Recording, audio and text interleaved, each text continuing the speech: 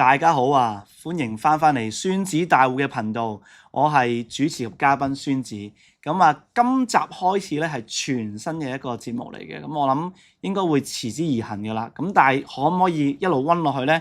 好靠大家嘅 comment、like 同埋最緊要咩啊 ？share 俾更加多嘅朋友去見到我哋好有用心製作嘅片同埋一啲分享。今個節目係咩咧？一周實倉部署。我會喺每個禮拜去 review 翻上個禮拜我做啲咩 trade， 點解咁樣做，點解唔係咁樣做，咁中間有啲乜嘢過程，同埋有啲咩心得去反思去做咗。每個禮拜都會做一次嘅，但係因為咧我每個禮拜出街嘅時間係禮拜日嘅上晝11點鐘，咁所以因為我剪接啊同埋少少後期製作咧，我一定喺禮拜四嘅中午之後先至錄製嘅，咁變咗可能會同大家嘅印象中有一日嘅出入，但係唔緊要嘅，因為我本身有一個禮拜到一個禮拜啦，咁所以我只不過褪咗唔係禮拜五到禮拜五，係禮拜四到禮拜四嘅啫嚇。咁大家記得唔好錯過精彩分享，因為今次嘅節目都好因為大家嘅投票嘅結果而去定嘅。因為我發覺好多朋友仔、好多觀眾、好多戰友、好多支持我嘅人，佢哋都話：喂，我好想知道究竟你有啲咩特別嘢做緊同埋操作緊啊！咁所以大家要留意翻，每個禮拜都會有嘅。之後教學分享咧唔係冇，每個月會有一次。咁另外會有啲乜嘢咧？就係不定期有啲人物專訪啊。咁我透露少少，上一次個專訪嘉賓係郭 Sir 郭思哲啊。咁大家留意翻之後，我哋個 channel 同埋喺講講金個 channel 都會出嘅。咁呢個 channel 唔使問㗎，全部都股票。講講金個 channel 會有股票以外，例如實物資產啊、環球經濟環境啊，全部都會留意翻。咁所以如果想唔錯過股票以外，點樣做一個叫 asset allocation 資產配置咧？留意翻熒幕上面講講金 subscribe 翻，咁就唔會錯過一啲。例如之後會有點解小巴嘅投資值得去留意咧？問下 Kelvin 啊，咁呢個會有相關嘅一啲訪問啦，同埋專訪，留意翻講講金啊。咁事不宜遲啦，我哋即刻嚟到今個禮拜，即係話説就係2025年6月5號到2025年6月12號，究竟呢個禮拜我做啲咩 trade？ 咁我會先講咗我嘅 trade 嘅，然後我會點咧？我會每一個大環境啦，我會喺個 trade 之前，我先會講《孫子兵法》入邊最緊要嘅5樣嘢：道、天地、將、法。嗱，依之後每一次都係會咁樣講道、天地、將、法去做個 review 嘅。咁呢個道咧就係大市嘅環境同埋個政策嘅本身。天咧就有板塊嘅問題，因為天就係嗰個究竟成個板塊點樣行啦。地咧就係個股票嘅質地嚇。咁咧道、天地、將係咩咧？我自己啦，我自己。跟住法咧就係一啲叫法制啊系統嘅嘢，就用我系統同埋我用過相關嘅指標之後，係咪真係咁樣行咧嚇？事不宜遲，第一隻我哋即刻開嚟睇下今個啱啱嗰個星期有啲咩做咗啦嚇。如果大家喺個熒幕上面見到嘅，我今個星期總共做咗啱啱好其實10個 trade 嚇，10個 trade 左右啦。咁其實因為有啲係之前買入嘅，咁但係6月5號或之後賣出，無論有錢賺同冇錢賺嘅咧，我都已經係計埋落去嘅。咁第一個 trade 啦，首先係邊一隻咧？6969，我喺5月13號買入，6月6號賣出嘅。嗱，我先講咗當時喺個 review 翻成個 trade 之前我先講咗究竟個大市而家係乜嘢嘅 idea 先。你見到啲恒生指數熒幕上面見到啦嚇，冇錯，個點數都跳緊嘅，因為係開緊市㗎。嗱，恒生指數喺6月5號到6月12號呢一段嘅期間，佢係輕微咁上升，由收盤啦由23,900去到24,139點禮拜四嘅時候升幅唔多，200零點啫，驗證咗我個 idea 係乜嘢咧？係炒股唔炒市。我直播成日講嘅，點解我會咁嘅講法咧？講多少少，因為成個恒生指數你望到佢個走勢係一級一級一級上，呢一啲走勢係大戶資金好有秩序、好安安靜靜咁嘅走勢。咁所以呢個走勢咧，我覺得持有股票比持有衍生工具喺個指數上邊更加好。佢唔似之前嗰段，例如上個季啦，1月到3月嗰段股市係好快咁升，更何況係好似上年9月嗰段股市係好短時間升好多。咁嗰啲市況咧就反而炒指數相關咧係好，但係今個市況咧其實就唔係炒個股好。咁所以大家見到咧，陣間會見到我個股方面嘅回報我係滿意嘅。咁當然啦，我更加做好啲咧，有嘅，係有嘅。當然啦，嗱政策方面咩特別咧？政策方面你見到今個禮拜啊，啱啱講咗有3個重要 point。一個係其實生物科技咧冇嚴格好多嘢講，但係大家都知啊，生物科技成個無論係啲媒體啊都有，但相關政府嘅部門冇好特別講，但係媒體有講，同埋我都有講啦嚇。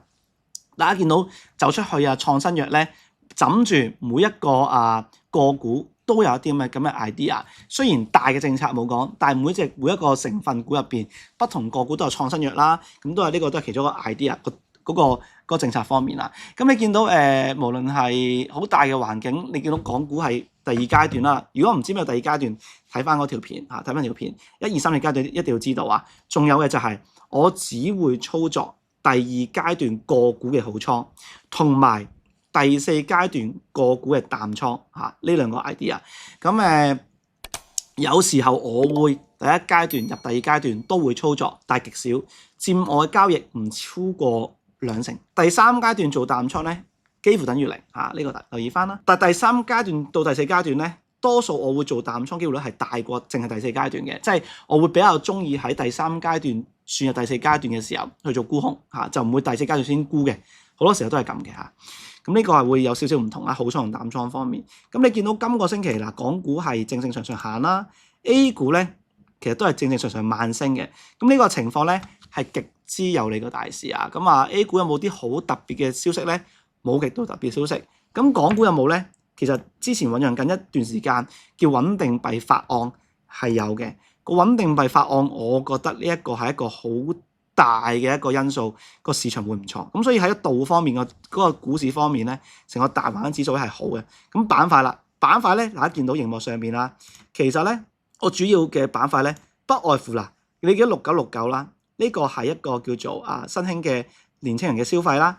1357就係走出去嘅股票，1873係生物科技，6680係稀有呢個係同貿易戰稀土貿易戰有啲關係嘅。2507就係特別啲嘅，就係同一啲半新股有關。跟住2400手遊股，2157生物科技股，2465汽車相關，但係嗰個唔得㗎啦嚇，唔得㗎啦，就唔得咗㗎啦嚇。跟住9858同消費同自主消費有關，2302同核能有關。你見到成個 idea 其實都有啲散亂啦，但不外乎係咩咧？生物科技、新興消費，但我已經賣咗啦，即係個唔當啦。跟住稀土，即係貿易戰概念，走出去概念，手遊概念，同埋嗰個叫做木業概念同埋核能概念六大個板塊，我都涵蓋咗。咁呢個我板塊入邊，我分別生物科技唔使問啦，頭先講咗個政策啦。跟住手遊方面，杭州出現咗個20條叫做手遊股走出去嘅政策。咁 so far 呢個就係我覺得。我會覺得係手遊股一個好好嘅利好消息啦嚇，咁我都 miss 過嘅9911呢個赤子城科技呢隻走出去手遊股嘅概念，我 miss 咗嘅。咁但係今次2400咧就暫時把握到，都有10% 左右升幅啦。呢個係嗰個嗰個天時板塊啦。跟住生物科技我係有做，但係我想講咧喺群組入邊我分享過9995，亦都係我阿 Jim 會有做嘅。咁我自己咧，因為我之前嗰段我冇等到，我賣咗，我得2157呢隻股票喺手嘅，而家仲係生物科技股。但係9995咧喺啱啱錄緊影嘅時候嘅之前嗰一刻冇耐咧，終於出現爆升2成。咁之前5月13號之前叫做分享過嘅時候咧，到而家咧都升咗47%啊！呢一個就係我叫做錯過得比較多嘅 idea 啦，咁但係其實個板塊我係中咗嘅，都中咗。咁另外啦，我哋再睇下啦。你見到嘅就係2465唔成功嘅，陣間再講，逐個嘅時候講下點解唔成功啊？咁個車嘅相關板塊唔啱啊。第1357一個叫做走出去嘅板塊，逢係嗰個板塊，其實走出去咧唔係獨立一個板塊嚟嘅，我覺得係走出去再加個板塊 OK。例如1357係做 apps 啊，同埋一個唔係手遊。但係一個軟件股美圖俾大家用到嘅股票，咁我諗相關加埋一齊更加緊要咯。例如佢走出去，再加醫藥加走出去，就係雙重板塊概念啊！呢個緊要啊。OK，暫時板塊上邊咁多啦。核能咧，其實我自己係試嘅啫，我有保留嘅。但係頭先講手遊啦、醫藥啦、走出去啦，半新股啦，半新得嚟同軍工有關嘅，同埋飛機有關嘅2507我都會留意。咁呢個4個板塊，我諗我會持有到下星期再同大家 review 啊。好，咁啊到天地就係個股啦。咁我到個股逐個去講，配合埋我當時嘅諗法同埋我點解咁做。嗱，第一隻股票6969啊，見到就係斯摩爾啦嚇。咁啊好快望一望，我都賣晒㗎啦。咁我大約我喺 around 就係頭先講啦，賣出6月6號啦，呢個位賣晒㗎啦。我買嘅時間係5月13號呢一日突破買入法，大家見到嘛？呢個咧第一時間，如果你喺上一條片 MACD 嗰度有留意嘅話咧 ，MACD 水上金叉之後一路走強啊！第二個突破關鍵點啊！第三個你見到嘅大成交啊，大成交。第四個睇翻之前條片，第二階段嘅股票嚇，第二階段嘅股票。咁呢個陰陽燭都啱啦嚇，咁所以我係買入咗嘅。咁啊賣出嘅時間，我覺得都係非常之好啦，跌穿個上升趨勢線。我就買咗。如果大家好想知上升趨勢線啊、趨勢線呢啲好唔好用啊、點樣用啊，或者 EMA 線係想用嘅話咧，你喺下邊留言同我講。咁我可能之後嘅影片我揀呢隻。咁你賣出咗啦，冇特別嘅啦。咁我諗個斯摩爾咧中線咧橫行嘅嚇。好，咁啊第二隻啦就係5月14號1357美圖，我係未賣走嘅，累計嘅盈利已經達到40% 啊！嗱，頭先嗰隻斯摩爾咧，我係賣咗獲利30%，跟住到而家呢隻1357美圖係暫時累計嘅盈利啊，咁啊40%。當時我買入嘅位置咧係邊個位咧？係非常好彩喺5月14號啊，原來係5月14號添啊！咁啊，但係因為咧佢係之前嘅啦，因為佢未賣出啦，所以我繼續都係計今個禮拜仍然持有股票啊。咁你見到啦，一路升啊，升咗40幾%。咁當時嘅買原因咧，大家見到 MACD 啦，都係水上金啦，跟住突破咗呢一個關鍵位置啊，係咪？跟住大成交嘅，但係未到極大啦嚇，叫增量啦，我係滿意嘅。咁跟住見到啦。呢4日都係縮量嘅，跟住一下阿里巴巴啦嚇，阿里巴巴美圖決定配售 CB Convertible Bond 叫做可換股債券俾巴巴。換句話説，呢一個係一個引資嘅行為，市場爆升嗰一日入邊，我升咗20%，但我冇走嘅，咁我係獲利過少少嘅，但後尾賣翻嘅，買翻晒。咁我喺呢個位大陽燭大裂口嘅時候賣獲利咗啲，之後拉回到去 around 6個5毫半嗰啲位，咁我係。再買翻，咁就再升啦嚇。咁我仍然係持有住美圖啊，我自己，我係會覺得，因為我訪問過好多唔同嘅身邊朋友啦，咁有啲主持好好啦，都話美圖秀秀喺工作方面啊，非常之幫到佢哋，咁所以我會持有住。我覺得下一個關口我應該會望10蚊嚇，我會沿住10天線推指責。咁啊，呢個係好符合晒我出手嘅條件。大市唔講啦，啱㗎啦，板塊啱啦嚇，呢個啱啦，出海啦嚇，咁啊。股票質地個圖表形態同埋技術指標全部啱晒，咁呢個係我覺得做得最好嗰隻嘅之一嚟嘅嚇。1873咁啊賣晒㗎啦，而家咁啊維亞生物，咁你見到啊錯過咗8% 嘅潛在利潤，即係其實我如果冇賣到咧，而家有8% 㗎啦。咁但係個虧損咧其實係有嘅，4.8% 啊，見到大家。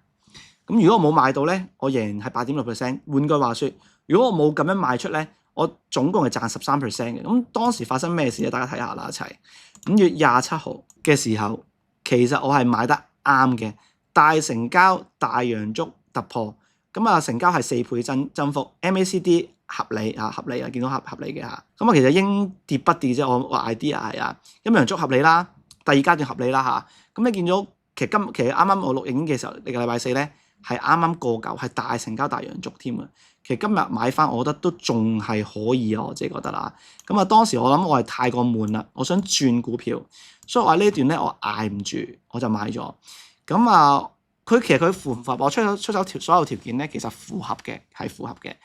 但係佢個升幅咧其實冇咁好。嗱，呢一個就係個 idea，佢係咪有強勁上升節奏嘅 idea？嗱，呢個就有機會我喺之後嘅片度想知嘅啦，你留言啦嚇，同我講，就係佢個節奏方面唔夠明確，所以佢升得唔夠好，呢個就係 idea。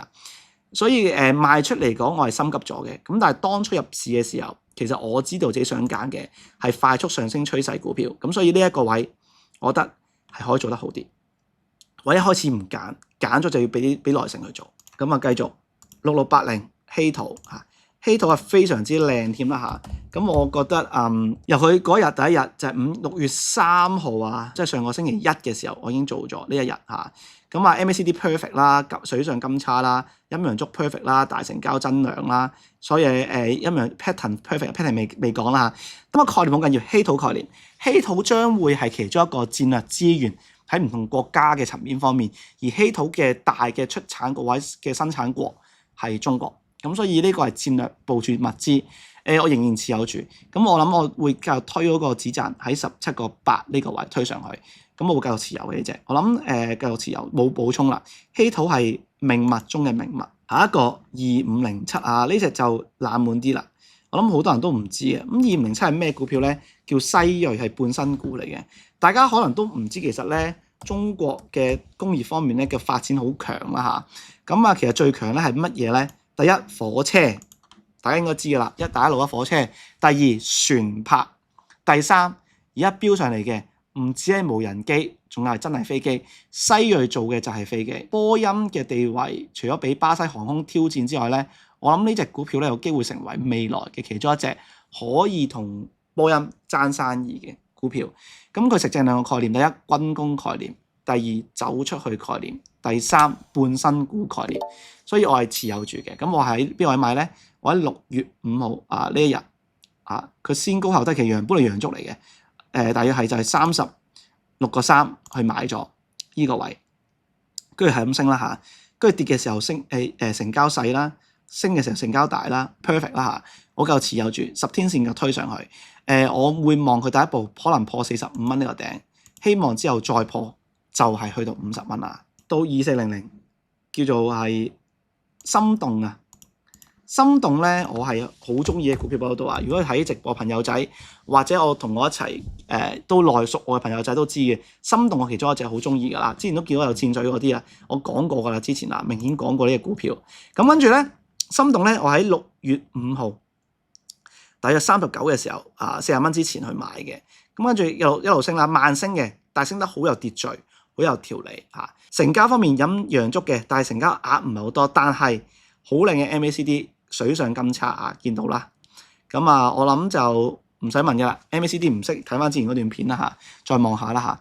咁我覺得好有心做嘅片，但係唔係好多人睇。但係我覺得有時做嘢唔係就為咗俾人睇，係自己做完之後都滿足嘅嚇。做股票都係，我要嘅唔係面子，我要嘅係我要贏錢嚇，唔要面子，只要贏錢，呢個好緊要嚇。同埋你諗下。明星就係用個面子去贏你啲錢，呢個就係明星啦。咁但係我哋做交易員嘅就係我哋唔係要個面，我唔係要啱同唔啱，我要嘅係贏錢好緊要。心動繼續都係上升，我推止賺10天線冇補充。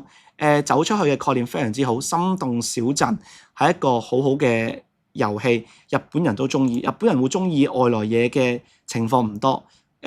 頭先講嘅美圖係其中一隻，心動亦都係另一隻呢隻我會留意咯。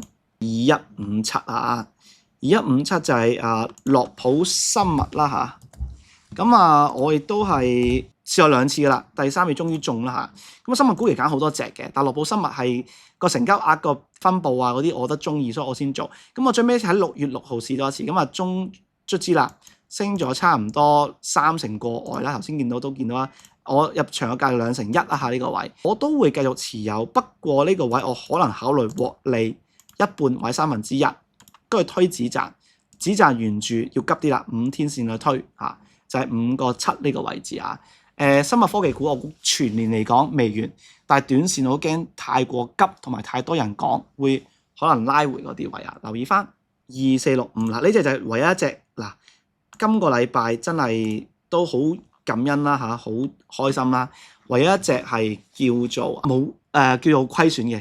換句話說，全部除咗1873之外本來應該贏錢嘅，全部都都係贏錢嘅呢個好感恩啦。咁點解會輸咧？我諗輸又輸咗我對於即係呢隻股票如果復盤2465，咁我見到我係一日時間就賣咗嘅，冇錯。當我發覺佢有啲冬瓜豆腐，特別個市況咁好嘅時候，佢唔再升咧，我會盡快已經賣出同獲利。咁呢隻嘢龍蟠科技做咩？固態電池A 股升咗，咁但係我發覺佢6月10號買啦，買完之後6月11號冇 follow through day，即係換句話説冇跟進人，我就係即刻賣出賣出，唔諗咁多，因為市場上面太多好嘢，唔輪到我俾時間去諗咁一唔得就賣出。總之我嘅 idea 就係贏嘅時候我坐得穩，一旦發現唔對路虧損嘅時候我走得快。希望就係趨勢成為我嘅朋友，時間成為我嘅朋友，係咁嘅啫咁有冇補充啦？我最大嘅 idea 覺得我冇考慮到板塊問題，就算佢嗰個 set up 可能 MACD 水上陽燭好啦，見到指標好好啦，但我冇考慮到板塊問題。車股嘅零件板塊冇特別異動，所以固態電池唔應該會有連續性走勢。我忽視咗道天地漲發個天，所以就唔成功啦。下一個9858，咁話我好似係禮拜三先至做嘅啫優然木業咁做養牛嘅股票，咁養豬咧嗰隻叫做萬洲圍就升咗上去嘅。咁養牛咧，我發覺咧牛嘅畜牧業喺呢一個上升週期上邊，明確有資金流入，亦都唔差。跟住咧今日真係袋錢，呢個真係袋錢，聽住啦。好多謝觀眾問我嘅喺10號嘅時候，但係更加緊要嘅，你有冇發覺每一隻股票都有個性？因為每一隻股票都有資金去炒作，資金係人。人係有特點同埋性格，知己知彼，百戰不殆。知己方面咧，我哋做得更加好但係知彼方面點樣講咧？個股票方面係有個形態喺度。每一次大陰燭、大成交下跌之後，必然係上升見到大陰燭、大成交都係上升。事不過三，即係第三次嘅時候，亦都有機會出現到所以今次我買佢應該都係升嘅幅度。每次都係26%。換句話說呢個真係離晒過分呢個位啦，大約呢個位唔好咁多26%，就係3個1，我就會覺得今次目標價呢隻股票就係3個1，係咪好似好奇怪但係我想講有機會我會揸長啲，未必26%，但係如果係3個1嗰附近咧，我會擔心小心睇下會唔會呢個位出現拉回3個1。呢個就係我 idea。咁呢隻股票我一嚟啦，就係佢特性特震倉之後，呢個係法嗰方面啦，即係個指標嘅系統方面觀察方面，個走勢點樣做？但係大市啱啦，木業啱啦，跟住個股票質地第二階段好靚，除陰陽燭個分佈陽陰燭特別大之外，但單日係唔嘅，如果單日發現咗啲 pattern 係特別好添即係佢有 pattern 俾你捉咁第二階段咁，所以MACD 應跌不跌應死不死睇翻咁我會仍然持有住嘅咁睇下3個1呢個位啦。下一個就係2302中核咧個板塊方面咧，除咗港股升得唔差咧，就係美股升得好好。咁我覺得UR 呢個 ETF 啦，成個油係會升緊嘅時候，我就會覺得會買翻香港嘅都會升。咁所以我係揀咗中核國際嘅。咁見到先高後回啦，回得好急啦咁暫時我係虧損緊嘅呢隻嘢。MACD 今次就唔諗好啦，我買咧其實係應死不死嘅，但唔知會出現咁唔係咁好。咁所以我係會考慮可能做突破嘅買入即係可能我就做咗突破買翻4個1毫4，但係唔成功啦。防守位擺翻3個6毫半3個6毫半我會小心嘅，呢隻有機會失敗㗎有機會失敗咁展望啦，下個禮拜個市況啦我覺得可能會有機會拉回。如果任何一日跌穿24,000咧，應該會拉回。手上嘅持貨我會個別去睇究竟會唔會出現急拉回嘅時候，我自己啲持倉會唔會急回咧？因為有機會係藍籌股、大價股會回，但係中價股咧可能都係窄幅上落，然後再升呢個係有機會出現嘅。因為港股今年嘅韌性係好強，咁我會繼續維持住下個禮拜炒股不炒市情況，然後我相關仍然揸住嘅股票現有倉位我會繼續去留意住下個禮拜翻嚟啦。究竟會唔會仍然係我中間有冇賣出嗰啲啦？同埋我中間講嗰啲推止賺嘅位置啱唔啱啦？下個禮拜有啲咩部署咧？大家唔想錯過，記得 subscribe 咁樣叮叮鐘咁每個禮拜都係㗎啦，有道天地漲發嘅 idea 就呢個 flow 去復盤，然後每個禮拜都會有一個金句嘅。咁啱啱頭先就係知己知彼，百戰不殆。下個禮拜因為可能股票少咗啲，因為今個禮拜第一次開始啦，我會講多啲知己方面嘅嘢，點樣知己認清自己嘅交易方法同埋風格咁下禮拜同一嘅時間復盤內再見。留意住孫子嘅每週復盤啊！我會用孫子兵法同大家守護你嘅財富，同埋一齊變大戶。下個禮拜同一時間唔好錯過，拜拜。